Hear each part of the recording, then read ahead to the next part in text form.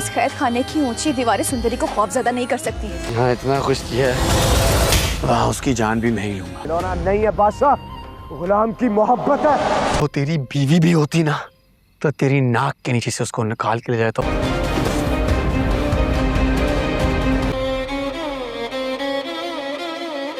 किसके पास छोड़कर चले गए मुझे? ये क्या कर गए हो मेरे साथ? सिर्फ तुम्हें वहां छोड़कर नहीं आया हूं सुंदरी, अपनी धड़कनें भी छोड़ आया हूं। उसकी मोहब्बत में यार तो गवा बैठा। इससे आगे सुंदरी के लिए एक लफ्ज भी मत बोलना।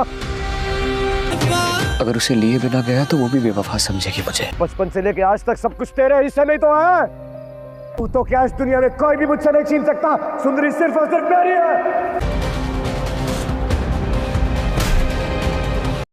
बादशाह गुस्से में आकर सुंदरी को धमकी देते हैं कि अगर इसने इससे निकाह कबूल ना किया तो गुलाम की जान खतरे में पड़ जाएगी। ये सुनकर सुंदरी बेबस हो जाती है, इसकी बात मान लेती है। इसके बाद बादशाह फ़ौरन जादाद को हुक्म देते हैं कि आज ही रात निकाह का इंतज़ाम किया जाए। जब गुलाम को इस फैसले का पता चलता है तो वो फ़ौरन सुंदरी से रब्ता करता है और इसे भगा जाने का मशवरा देता है, मगर बदकिस्मती से इनकी ये गुफ्तगू बादशाह सुन लेता है। रात के वक्त सब तैयारी मुकम्मल हो जाती है और मौलवी साहब को भी बुला लिया जाता है। सुंदरी मौका देखकर चुपके से गुलाम के पास जाती है और इससे लपट जाती है, लेकिन इसी लम्हे बादशाह वहाँ पहुँच जाते हैं।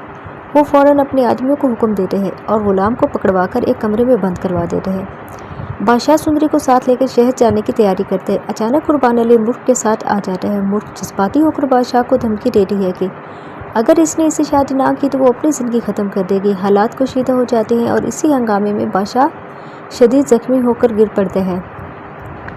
इस मौके का फ़ायदा उठाते हुए कुर्बान अली सुंदरी को ज़बरदस्ती अपने साथ ले जाते हैं। इधर जहां बादशाह को फ़ौरन अस्पताल पहुंचाया जाता है, इसका इलाज शुरू हो जाता है।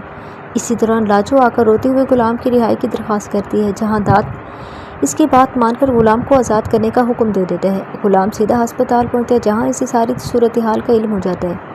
ये सुनकर गुलाम फ़ौरन कुर्बान अली के ठिकाने पर पहुँच जाता है, जहाँ वो सुंदरी को बांध के रखा हुआ होता है। इसी दौरान कुर्बान अली सामने आता है और कहते हैं कि वो दोनों का फ़ौरन निकाह कर लें। गुलाम और सुंदरी खुशी खुशी इस बात पे राज़ी हो जाते हैं और निकाह पढ़ा लिया जाता है।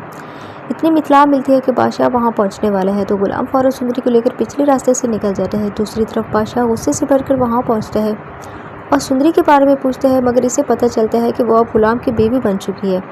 आखिरकार जादाद एक सख्त कदम उठाते हुए बादशाह को मजबूर करते हैं कि वो मुल्क से निकाह कर ले, वरना वो खुद को नुकसान पहुँचाएगा। हालात के दबाव में आकर बादशाह को ये निकाह कबूल करना पड़ता है।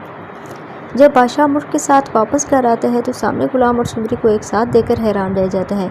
बादशाह ने गुलाम को कहा था, अगर सुंदरी तुम्हारी बीवी भी होती तो मैं इससे छीन कर तुमसे ले जाता, क्योंकि मैं अपनी दी हुई चीज़ें वापस लेने का पूरा हक रखता हूँ।